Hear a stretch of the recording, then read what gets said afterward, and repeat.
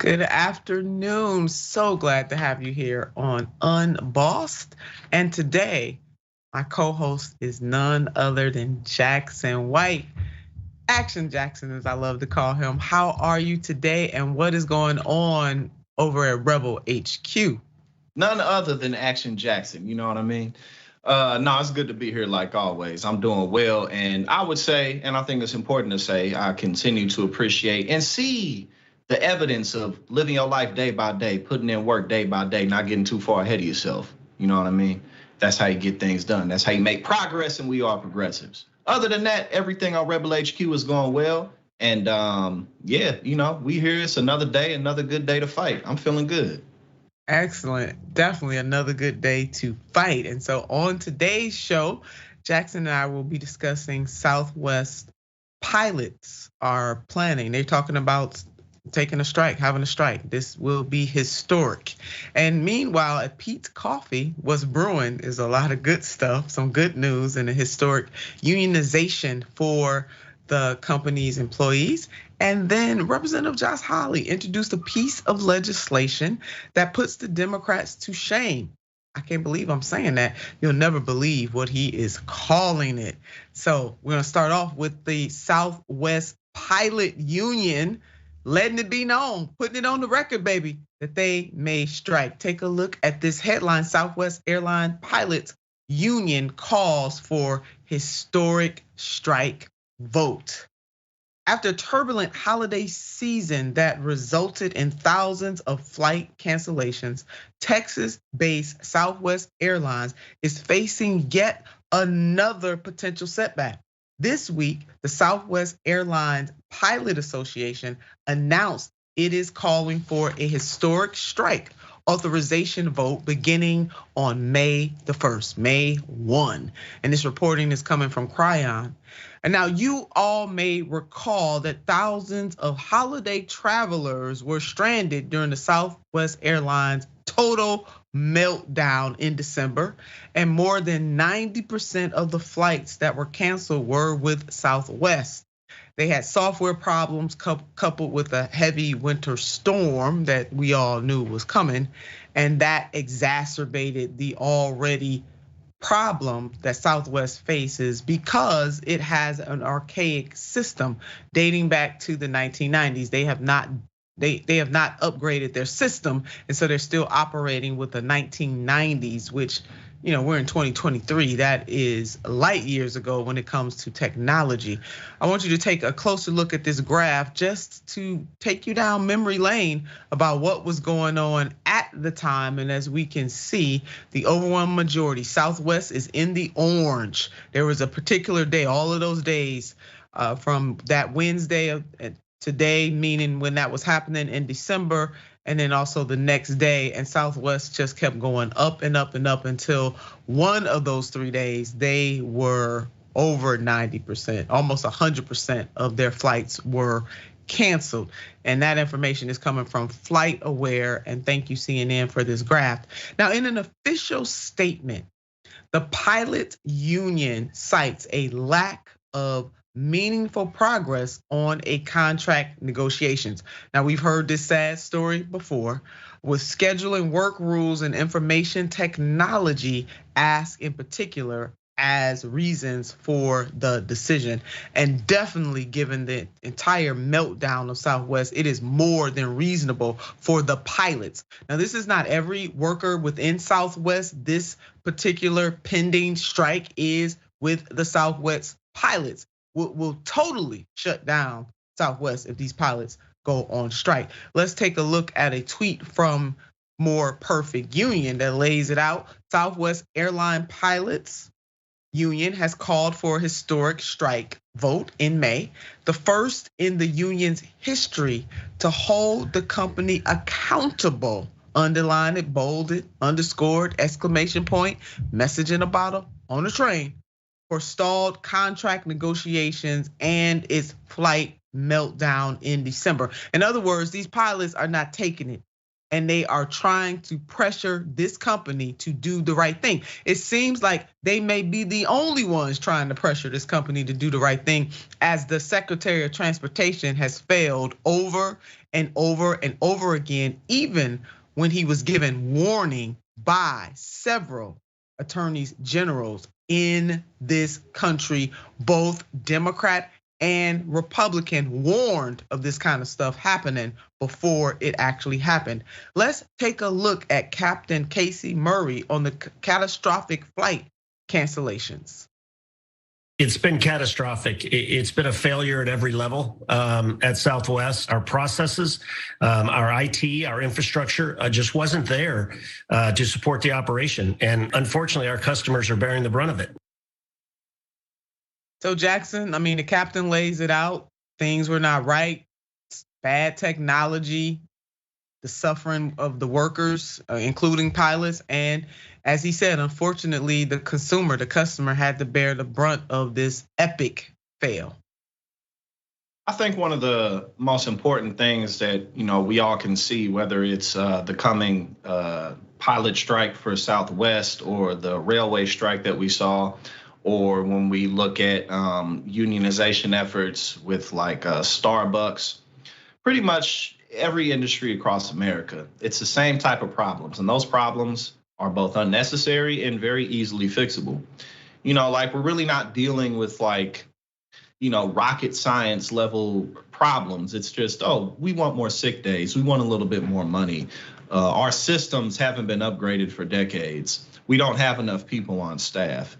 And it's all a direct and clear result, obviously, of the corruption in the system. Now, what's important about this, mostly to me, is that this just makes the progressive cause more doable, more winnable, because we're dealing with problems that are, touching everybody across the entire nation in every industry. So I think that even though obviously it's a negative, that we're in a position to where workers nationwide are facing the same type of unnecessary issues. However, it's times like these that really unify progressive causes, especially when we have people like Joe Biden, who, he's not hated, but he isn't like really popular. And then we have the Republican Party on the other side with pretty much the same thing. So I'm pretty hopeful about the future moving forward. Yeah, the future of workers' rights movements. I mean, we have pilots, we have nurses, we have Starbucks workers, Amazon workers, coal miners. I mean, there are a group of coal miners in Alabama who are still out there on strike over 600 days, lifting them up and shouting them out because they are not getting much exposure on mainstream media. We see our sisters and brothers and family and friends in France taken to the streets by the millions to say, you will not change our pension funds. You will not do that. You will not increase the age from 62 to 64 because this is about our quality of life. This is about what we deserve. And so whether it's right here in the United States of America or in other places and spaces in the world, workers are definitely flexing their muscles and letting it be known that they are, in the words of the immortal Fannie Lou Hamer, sick and tired of being sick and tired when it comes to them being able to be treated with respect and dignity through their pay, through their benefits, through their work conditions as workers that help these mega corporations make all the profits that they are making. And so Jackson, I too am very excited about the future in terms of workers standing up and not just sitting back and taking this abuse. We will keep you posted as we have highlighted in this story. They are set, the pilots and the pilots only are set to take a vote in May, on May 1st to be exact, as to whether or not they will go on strike. Southwest is on notice and they can inevitably do the right thing before May 1st gets here. It behooves them to do that. We will see. We'll keep up with this story and we'll keep you informed. But now on to some good news. First union for Peet's Coffee. Glad to be able to deliver this good news. Here is a tweet you love to see. We just explicative rather, was blurred out, the F-bomb. We just won 14-1. History is made. First union Peet's. We will not be the last. Hashtag First Union Peets. Hashtag Peets United. Hashtag SEIU 1021. Now, Peet's Coffee in Davis, California, about 20 minutes outside the state capital of Sacramento, became the first Peet store to unionize. Congratulations. We want to bold that underscore, underline it, message in the bottle on a train. Y'all go head on, Peets. In an original petition asking for support, the Davis stores wrote the following: "We are overworked, understaffed, and underpaid. Baristas' raises are less than a tenth of inflation. There are pay discrepancies that do not align with seniority, skill, or any kind of logic. And we have been forced to shut down multiple times in the past month due to understaffing. We've had no viable recourse for removing toxic managers other than waiting for the problem to resolve itself. We need change now." I mean, they laid that out. Not tomorrow, not a few days, right now. Further, we are fighting for fair wages, decent schedules, and corporate transparency. But 2 stores against a multi-million-dollar corporation is a lonely battle. Peet's has always taken pride in its loyal customers and loving community, and we need that now more than ever. Y'all better go ahead on, Peet's United. Tell the story like it is, as my grandmother would say, TIS, like it is.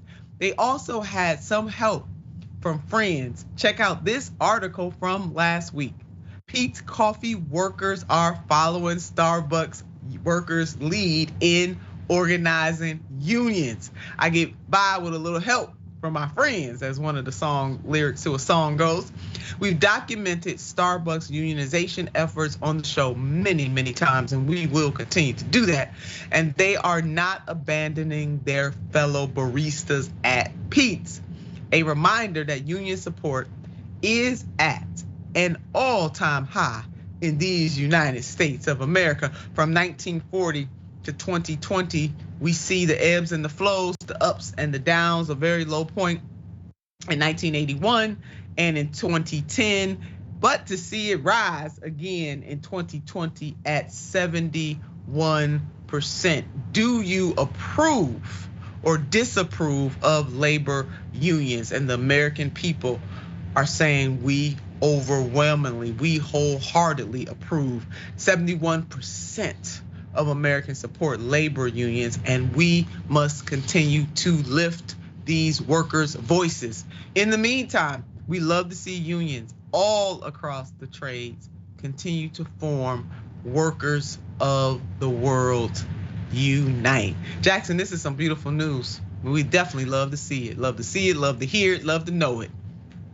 Absolutely, and this goes back to, well, a couple important things. One, what we were just talking about, there being hope moving forward, because the problems that workers are facing are both universal and unnecessary and simple. It's not like these aren't issues that are difficult to fix.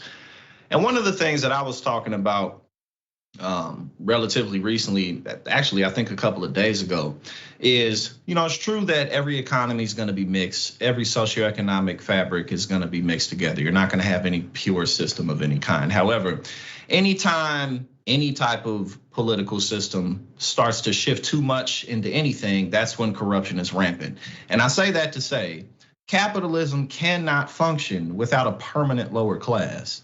It simply can't. And we'll look at stats like 8.8% of US adults at this moment, I believe, have a net worth of $1 million or more. So that's like 20 million people. So then people will look at that and be like, oh, well, we've made progress, and we have made a variety of progress in other areas, but the working class has shrunk drastically as a result. That's where that capital came from, especially with the problem of multi-billionaires, Jeff Bezos, Elon Musk not paying any taxes.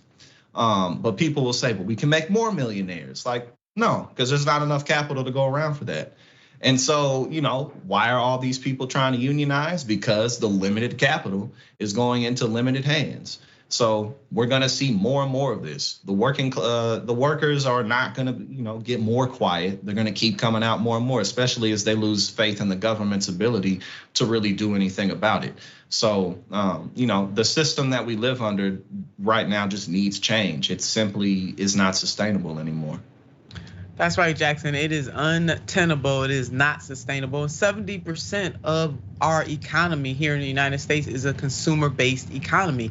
So it really behooves all people who care about keeping this economy running smoothly, running strong, to ensure that the workaday people of this nation have disposable income, because they will spend it back into the economy. We are all connected in that way. So again, shout out to these workers wherever they are, whatever industry they are in, for standing up for their rights. This is about liberation of mind, body, and soul, and opportunity. And again, we love to see it. So you go ahead on Peet's Coffee in Davis, California. We know that we are going to see more of it. We will be right back after this.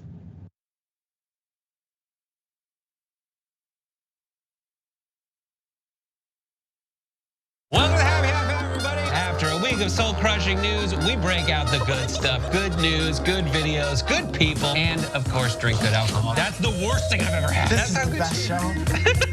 Full disclosure, we did do a shot right before the show began. It says, Let's flamingo. flamingo. The reason you had trouble with that word is it's not a word. Okay. This is the one of everything. I got a rash. Could I just put it on that to see if it'll take it off?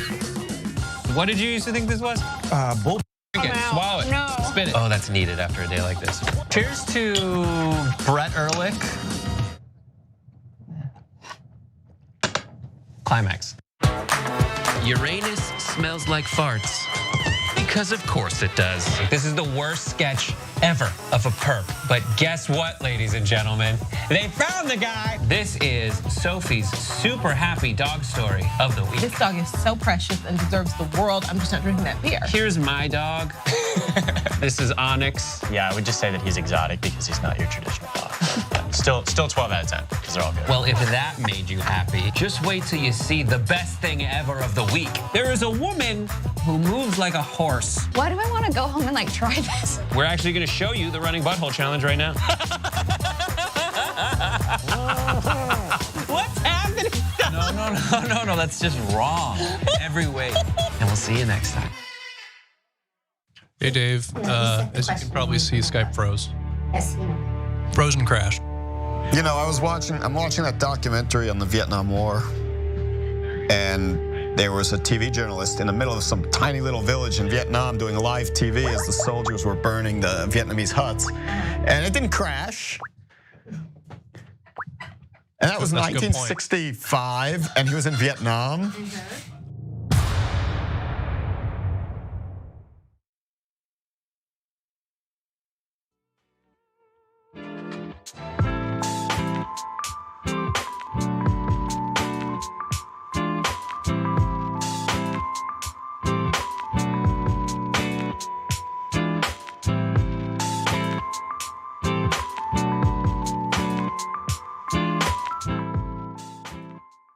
Welcome back to the show. Now, you know this is my favorite part of the show. Let's do some live reads first, and then we're gonna get straight to your comments. Spin the wheel. Yeah, we need you to become a member of TYT. You can go to tyt.com/spin and just spin that wheel. For an annual membership to TYT, sign and spin the wheel for an exciting prize. You can become an annual TYT member at tyt.com/spin. Spin the wheel when you get your membership confirmation email. Land on a prize and wait for delivery of that prize via mail. Come on, be a part of the family. Go ahead, subscribe. And the progress report. Get the progress report straight to your inbox by scanning the QR code or signing up at tyt.com/newsletter. The big stories that the corporate media are botching, we'll let you know what's really going on. The big stories that corporate media are missing, we hunt those down and share them with you. TYT's original reporting. Never miss another story. We make sure you know about all of them. So scan the Q code right now. Sign up is free. Sign up. Or you can go to tyt.com/newsletter to get it. The progress report. You don't want to miss it. They doing the thing over there with that progress report. And lastly, the Twitcheration Room. Tune in after Unbossed for the Twitcheration Room with the one and only Francesca Forentini on twitch.tv/TYT. You do not want to miss the excitement that's going on in the Twitcheration Room. Now, on to your comments. Starting with our TYT members, Bill's Dragon.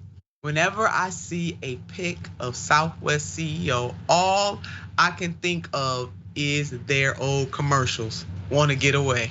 That's really good, Bill's Dragon. Thanks for reminding us. Can't get away when you lost track of your employees and the airplanes. Can't get away that way. But thank you for that, Bill's Dragon. On Twitch, MIAA.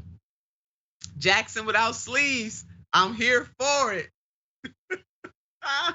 But like I was saying earlier, this is it's not as play as it looks. I need to do my laundry. You know what I'm saying? I done went a couple days. I ain't got nothing clean. All the things I really need clean. You know what I'm saying? But luckily I work from home, so it's not as big of a deal. But it's getting pretty bad. So, but I appreciate the compliment though. But yeah, like I said, it's not quite as play as it may seem. Jackson is keeping it all the way real. So you get real here on Boss. Yeah, you know, got to. All the way live. Jackson got to do some laundry, y'all. I'm sure many of you can relate to that. And on YouTube or Super Chat, Orlando. Hey, Orlando. All looking so beautiful. Yellow looks so beautiful on you, Mama Nina Turner. Thank you, darling. And Mr. White, you are awesome too, brother. I appreciate that. And that's why, you know, you got to take advantage of whatever shade, whatever it is that you come with, because I'm too yellow to wear yellow. It don't look as good on me, you know what I'm saying? So you got to coordinate just right. But I agree, it does look great on you.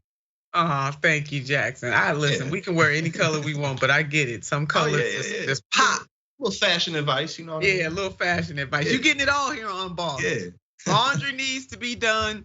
Fashion advice, we got it all. We got you covered, baby, here on Unbossed. We certainly, and I mean certainly, appreciate each and every one of you. I am going to say this ad nauseum. Baby, I cannot say it enough. We cannot do what we do without you, boo. So we are sending so much love. Thank you for your support of Unbossed, and thank you for your support of the TYT network. So most Americans, you know, we really, you know, in today's times, when it comes to the political spectrum, either you're on the red team or the blue team, or none of these teams fit. Most Americans feel that way, and I'm right with you. But when it comes to the political dynamics, most Americans on certain issues, we come together. No matter how we rock or we roll, we come together. On the issue of congressional members being able to trade in stocks, the overwhelming majority of the American people believe that this should not happen. Most Americans do not want, and I say do not, underline, underscore, exclamation point, message in a bottle, on a train, do not want members of Congress to be able to trade stocks, them or their spouses. And former House Speaker Nancy Pelosi had an incredible opportunity to lead on this issue, but she chose not to. As a matter of fact, she stood in the way of votes that could have taken place, would not even put this stuff on the floor.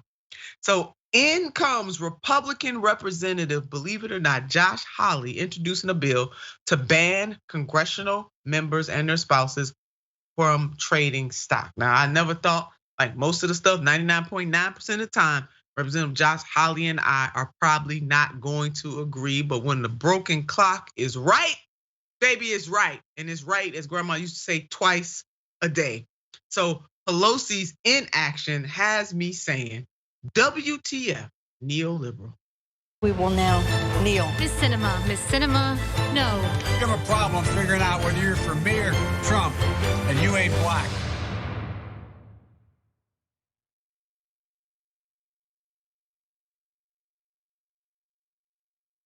Democratically controlled House of Representatives did nothing to ban their stock trading.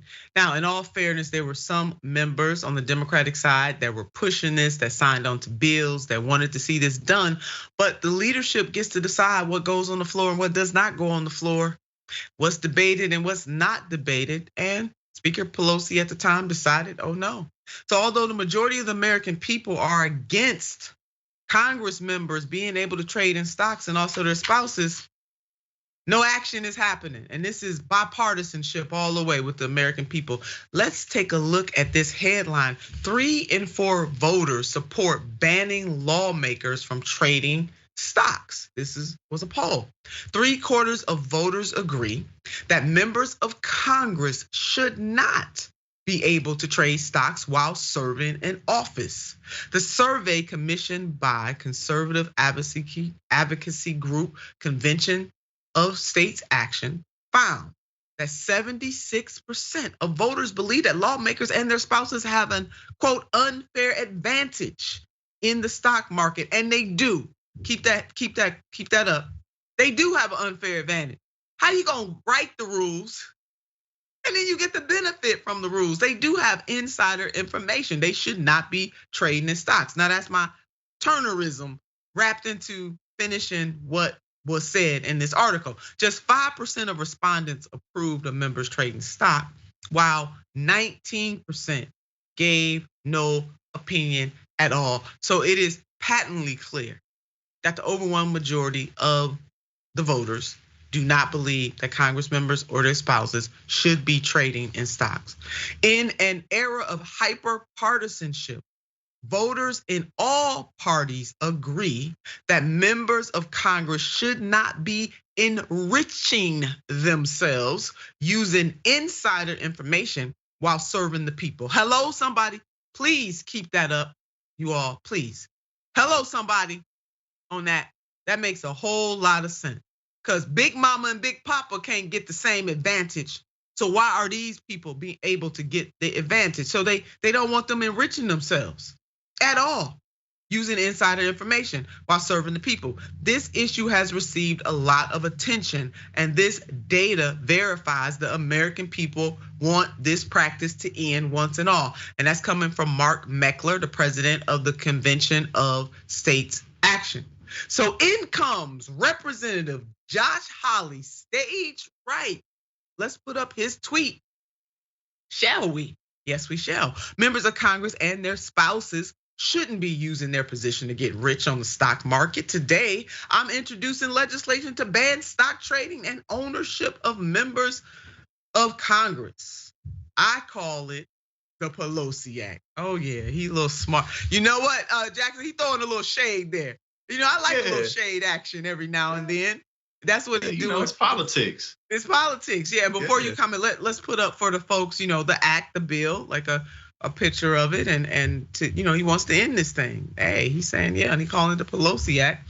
And Hawley on Tuesday introduced the Pelosi Act, or the Preventing Elected Leaders from Owning Securities and Investment Act. Very creative on his part, renewing a legislative push to curtail stock trading by lawmakers that has failed over the last few years. All yours, Jackson.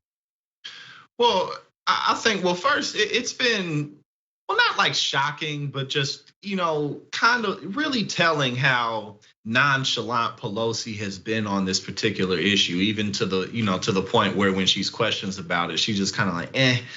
But you know, I mean, like if you're in a system, whether even if it's not Pelosi, any of them, you know, if you exist in an environment that allows you to do insider trading and get away with it, you're gonna have most of them taking advantage of it. You know, just because the system works that way, which is why we need, you know, acts like this, bills like this are very necessary. But you know, the overwhelming majority of people in Congress, given that they're career politicians, they they see it as like, oh, well, it's a perk of the job. I deserve this. I work hard. So if I get in on something, why else am I going to be here? But we know that this bill isn't going to pass. Why? Well, because everybody's in there benefiting from it. And if a bill like that does pass, it'll just shave off, the ability to corrupt the government. Not completely, but it would just shave some of that down. And we can't have that. That's going too far. Yeah, according to too many of those elected officials, this is a perk for them. And the reason why former Speaker Nancy Pelosi had a nonchalant attitude, because she didn't believe that anything was going to happen within that Congress, and she might be right. And there's no consequence from the voters. America, again, we must stop being complicit in our own demise. We need to check these folks. And you cannot, I want to repeat, we should not fall so in love with politicians that we do not hold them accountable. The members of Congress have an unfair advantage that you, yes, you, and your family and your friends and your frenemies do not have, because they set the rules and then they turn around and benefit from the rules. And so them and their spouses and their other relatives and friends can benefit as well. This is wrong all day long, 365 and twice on Sunday. This is wrong. And since the majority of the American people agree on this, this should be a no-brainer. Why don't they get it done? Well, I'm gonna tell you why they don't get it done. Because of the owner donors. These people are controlled by the owner donors, and they don't wanna lose that. And they don't wanna stop being able to enrich themselves. So unless we, the people, step in and make sure that there's some consequences and repercussions for folks comporting themselves this way as elected officials, they're gonna keep doing it, shrugging their shoulders and saying, hey, ain't nothing gonna happen to me. That's what they do. They showing us who they are.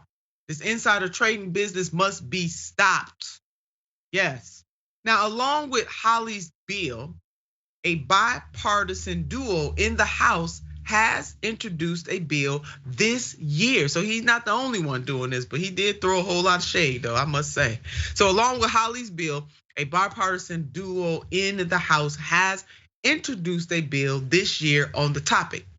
Reps Abigail Spanberger, a Democrat from Virginia, and Representative Chip Roy, a Republican from Texas, introduced the Trust in Congress Act. Now, I don't know about that name, the Trust in Congress Act, but however, that's what they named it this month, making the third time the pair have introduced the legislation. Are you with me on that, Jackson? I don't know about the Trust in Congress Act. I think that might be the wrong name. It's a little pimp-like, you know what I mean? Like it's definitely a little shady in that regard, but it's not going to pass anyway. So we'll have an opportunity to rename it. They have an opportunity to rename it. They trying to be slick, but they are definitely not as slick as Hawley. Hawley did that with that. Yeah, baby. Right. That petty goes a long way, especially in politics. Sometimes you got to do it.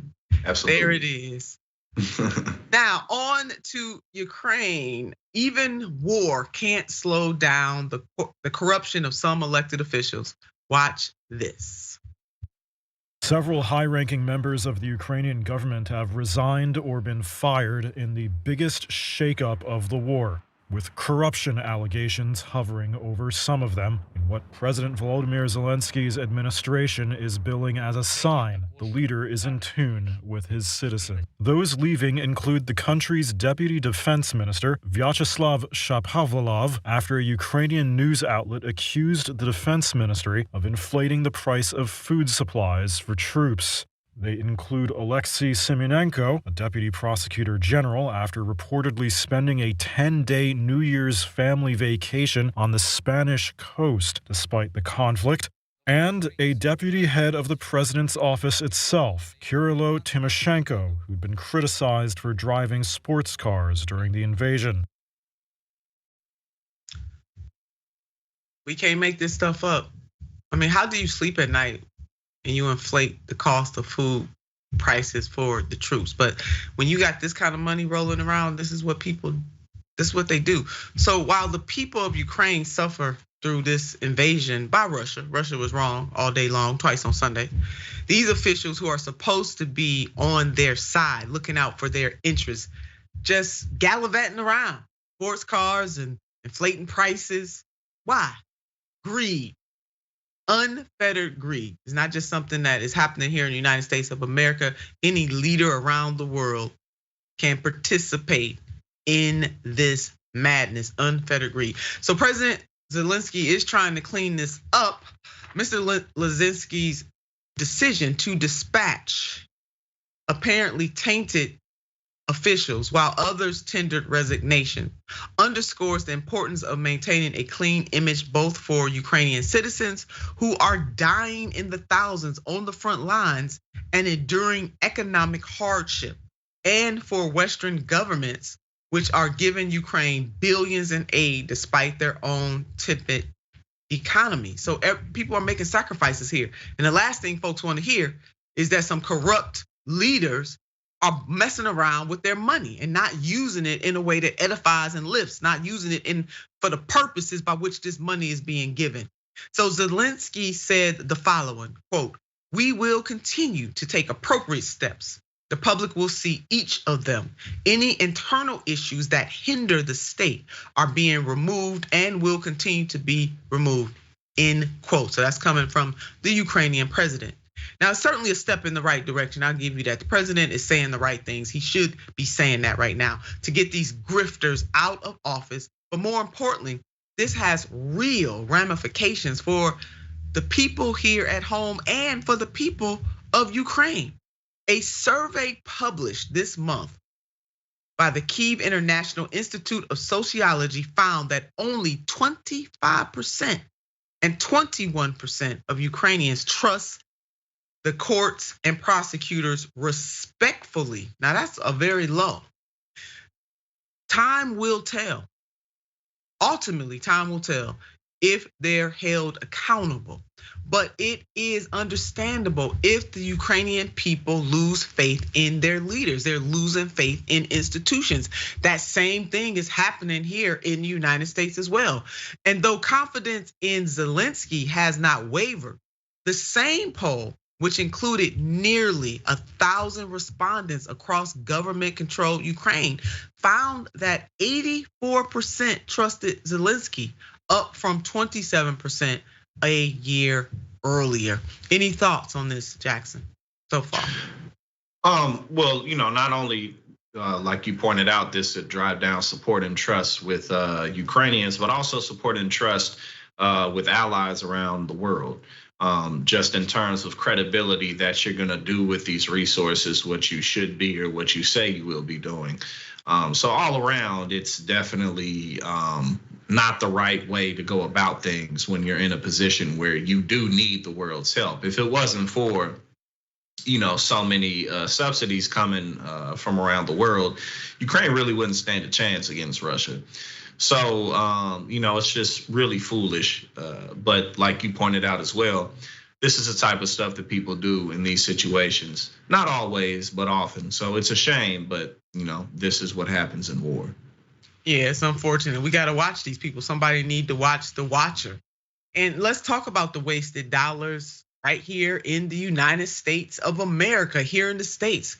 The corruption scandal is bringing up questions, and rightfully so, about oversight of funds and weapons being provided to Ukraine. What is being done in the people's name? The people of this country have a right to know how our tax dollars are being spent. And so despite this scandal, the US and Western allies continue to push forward with military support. This headline, US will supply M1 tanks to Ukraine as Germany approves Leopards. And that doesn't include the financial funds the US government has already provided. As of December of last year, the US has approved the following: US aid to Ukraine. Total amount of aid so far, $48 billion with a B. Military aid to the tune of 22.9, almost $23 billion. Financial aid, $15.1 billion. Humanitarian aid, $9.9 billion. These numbers are coming from the Council on Foreign Relations. And for the record, combining the total aid to Ukraine and the recently passed $858 billion defense budget. When you combine those two things, aid to Ukraine and our defense budget, which we spend more money than the next 9 nations combined. Let me just remind you of that. That total is $906 billion, almost hitting the T mark, the trillion mark.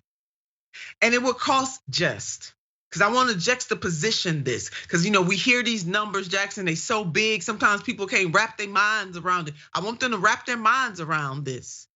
It would cost just $172 billion per year for 10 years to provide permanent funding for the child tax credit. Did you hear what I said? $172 billion per year for 10 years to permanently fund the child tax credit. And this data point is coming from the Congressional Budget Office. The child tax credit, as a reminder, lifted nearly 3 million children out of poverty here in the United States of America. And these folks just cavalierly, thank you, Shadow President Joe Manchin and others, just cavalierly let it expire and did not renew it, Jackson. Did not. And I think, one of the things too, you can point out how much less it would cost to actually do some good and how much less it would cost to actually, give the country more longevity structurally. But the issue is that the people in positions to do this look at things like that, like charity, like it's like a waste. There's nothing, there's no profit or real gain on the other side of it. But giving money for war, there's all types of gain on it, if not the most gain that anybody can be involved with if you have that type of resource and that type of capital. But it's just embedded in our culture.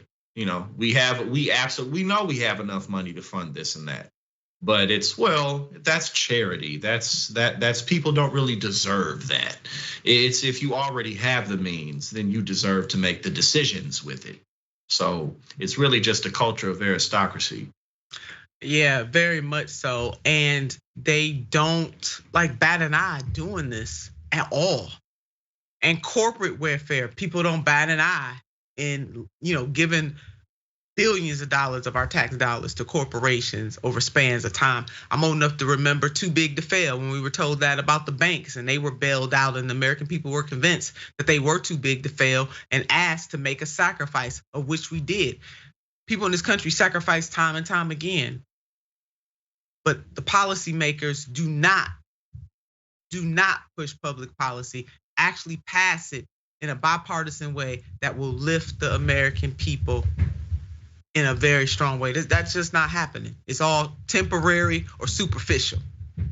So, we must continue, and I mean that, to support and stand in solidarity with the people of Ukraine. This is not an either or, it's a both and. But for every single dollar that goes towards this war, 1 or 2 should come back to the people of the United States of America. That is not too much to ask. FDR, understanding the sacrifices. Let's go on down memory lane. Let's just go all the way back to 1940. President FDR, understanding the fatigue and the sacrifices of the American people during World War II, understood that it was important both to be a strong ally, pushing back on global fascism, but recognizing that once that war was over, it was time to pay back the American people for their sacrifices. And you know what he thought about and wrote about and talked about and pushed? The Economic Bill of Rights before he died, saying that the first Bill of Rights ain't enough, that necessitous men cannot be free, baby. Necessitous people cannot be free. He understood that something had to be given back to the American people. And although the New Deal was not perfect, certainly FDR's administration was far from perfect. At least the man had a vision to provide provision to the people that we can build upon and put a 21st century spin on it and make sure that nobody is left out. We ain't got none of that here. None of it. So we need to invest in our communities, invest in education, invest in healthcare for all, invest in job creation program, invest in making sure that workers can strike without being messed over by these corporations. But hey, the last Congress and this current president, what they did to the rail workers, they letting corporations know, just go ahead and mess over your employees whenever you want to. Because that was the ultimate betrayal, what happened to the rail workers. And I will not stop talking about that, and neither should you. We should be taken to the streets like our sisters and brothers in France. I don't know what it's gonna take to get us in the streets and stop putting up with this foolishness. So we gotta invest in our present so that we're building a strong future. So let's put up what my stunt double had to say to close this segment out, because she had a lot to say about this. And I agree with her wholeheartedly, Jackson. I agree with my stunt double. She's rarely wrong. If we have money to send aid to Ukraine, we have money to send aid to the poor and working poor in this country. We can do both. It's not an either or, it is a both and. I want you to think about that. I done dressed this up for you. Let it marinate. We'll be back after this.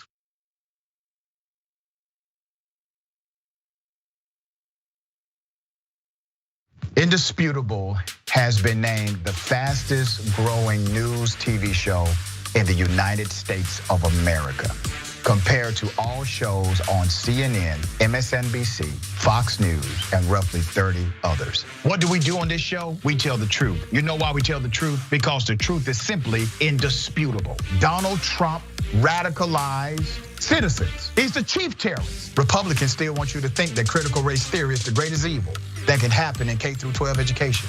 It's not even taught. I guarantee you this, David. If he would have taken a knee during the national anthem to bring awareness to the need for more money for cancer research in America, he would not have had that response. It was the fact that he took a knee for black folk and brown folk. You rather pick the voters because you're scared of the voters picking the politicians. It frightens you. But we coming. When you are in a privileged position, equality looks like oppression to you. The Karenicity runs deep in this one. We provide a mirror for reflection and a mirror for correction. Don't touch me. Don't touch me. Let's put up the graphic of this Karen in peak performance. Boom. They want anarchy so they can start creating their own rules. Can you share with me some examples? When they were running around during the terrorist attack on January 6th saying, hang Mike Pence. So those are the people I'm talking about. That's a problem, correct? You work for Mike Pence, stand up for the guy. Do not allow the ideology of politics to evaporate the humanity that still exists inside of you. They don't stop, I don't stop. Racism won't stop, I won't stop. Systemic bias won't stop, so I won't stop. People still need health care, so I won't stop. People still need criminal justice systems reformed in this country, so I won't stop. And you won't stop either.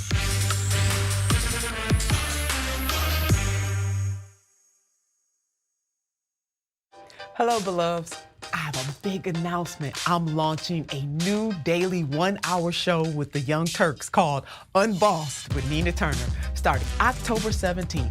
We are going to be taking on corruption in all of its forms, whether it's big money, big pharma, the injustice system, the establishment of both parties. All that we love is on the line. They keep coming for the people, not serving the people. Now we're coming for them. Anytime anyone, anywhere tries to take power from the people, that is where we will be together on Unbossed. And not only are we going to take on these people, we're also going to have a little joy while we fight. What is life without having some joy? The channel's already up, so go subscribe now, yes, right now, at youtube.com/unbossed, TYT.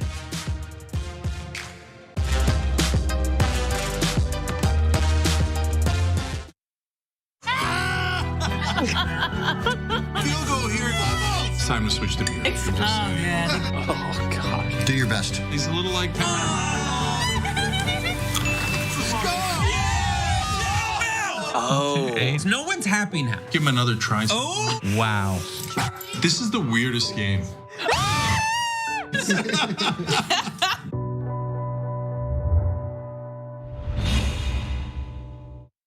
We've been around for about 20 years and we have about 20 billion views. Am I proud of that? Hell yeah, I am. We put out 20 billion messages in a bottle. Have we helped to move now 2 generations, millennials and Gen Z, to become progressive? Yes, those numbers are real. We moved generations. Were we the only ones? Of course not. But we have been the largest online news show for now decades.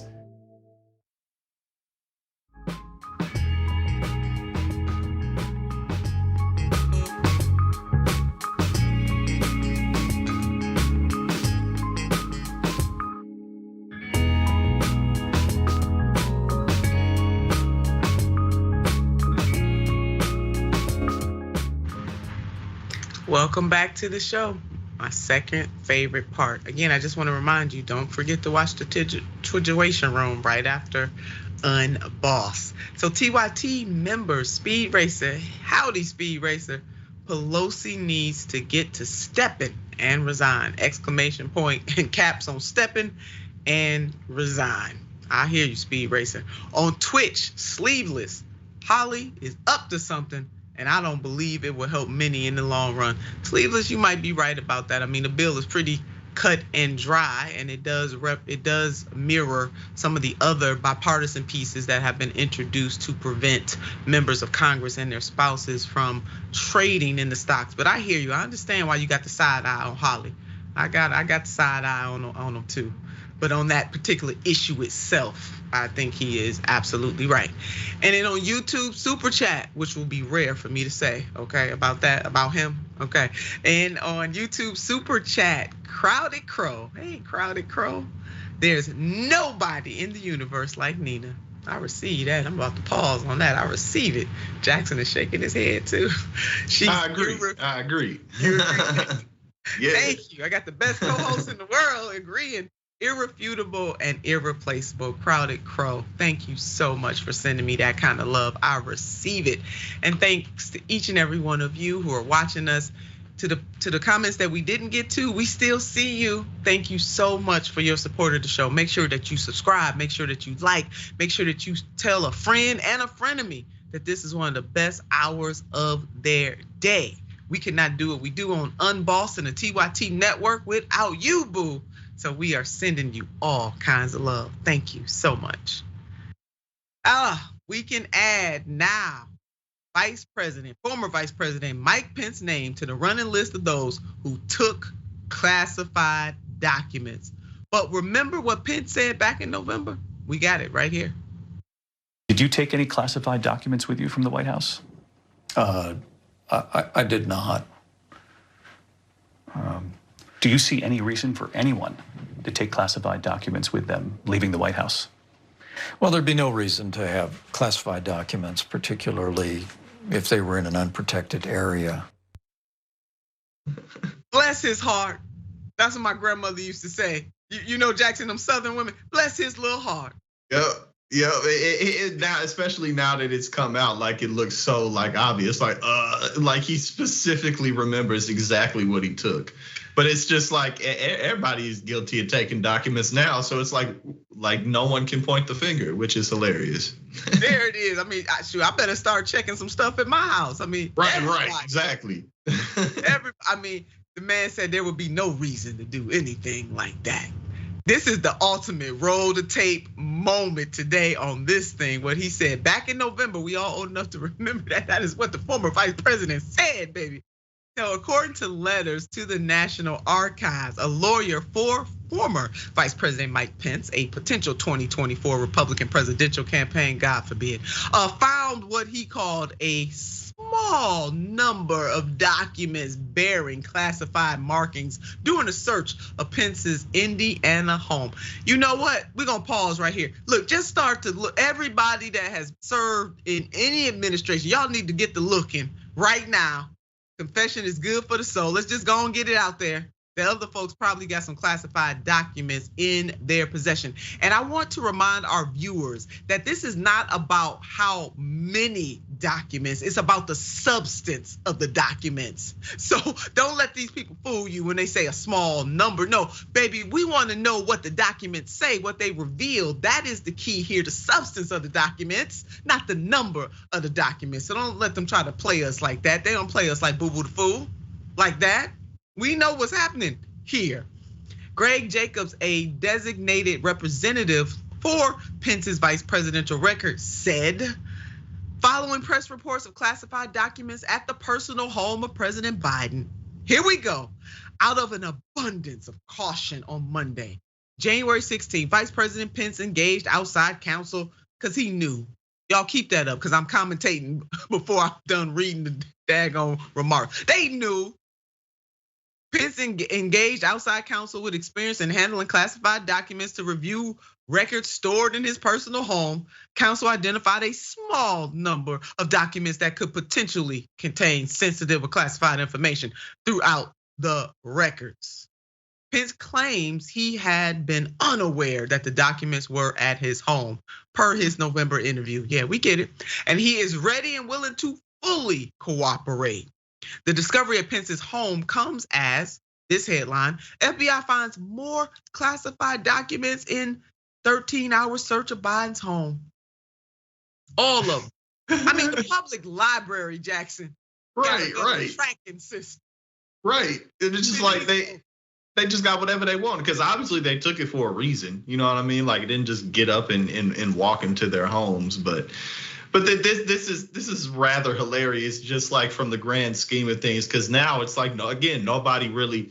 This has become rather useless political fodder in terms of like campaign ammo. Like it really has, So the more that this stuff really comes out, the more people are going to be like, okay, let's just kind of get this off the attack board and just kind of act like nothing's going on. But of course, Mike Pence was aware. Like, how did it get in your home? Like people aren't in your home.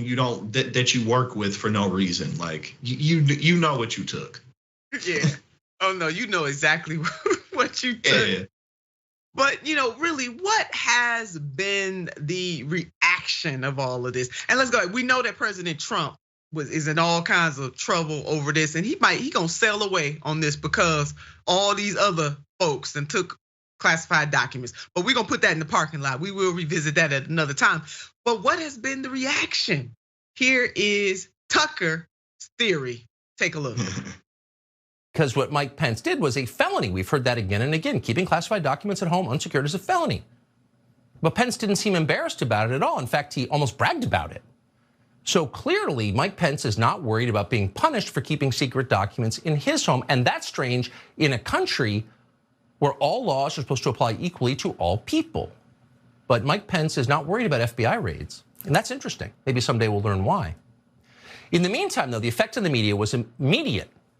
If someone as unimpeachably holy as Mike Pence had classified documents in his home, that means that every person who's ever served at a high level of government also has classified documents at home. And that means, by definition, that keeping classified documents in your house is not a big deal, except when Donald Trump does it. Well, except for that Donald Trump point, I mean, Tucker raises some good points, but he's sitting up here taking up for Trump. It doesn't matter what political affiliation, how these people are rocking and rolling. If they took classified documents, there needs to be an investigation. I don't care who it is. Point blank, period. As my baby sister would say, the document revelation has senators shocked. Of course they're shocked. Give me a break. I don't know what the hell is going on around here. It's the weirdest thing I've ever seen. I have no reason to believe it's nefarious in any way, but clearly at the executive branch, they're just packing boxes. This is coming from Senator Marco Rubio. I'm gonna get a chuckle out of that. I cannot believe I'm chuckling, but hell, he right about that. What the hell really is going on? That's him. I don't know what's going on. I don't know what the hell is going on around here. There are boxes everywhere, indeed. And from Senator John Cornyn, a Republican from Texas. I don't get it. Anybody that deals with classified materials knows that they have to be maintained in a secure place and not available to our adversaries by putting them in a place that's easily to penetrate. So that's not good.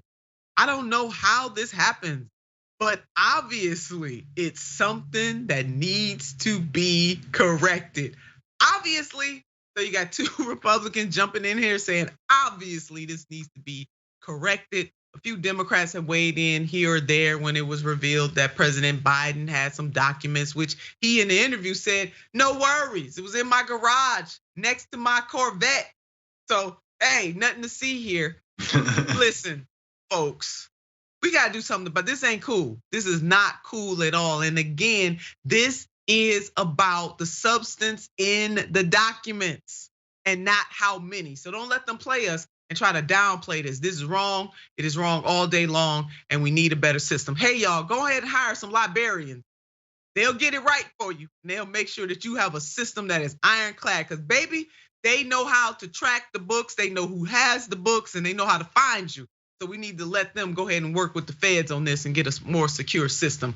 Well, that is our time today on Unbossed Jackson. It was absolutely a pleasure, per usual, to have you here on the show today. Cannot wait until you are co-hosting here on Unbossed again.